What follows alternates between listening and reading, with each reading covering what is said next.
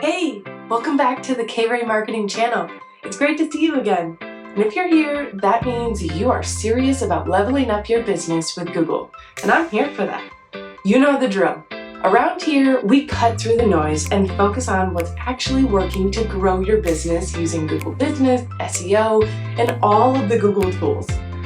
No time wasting, just real results. This week, I've got some killer tips to help you.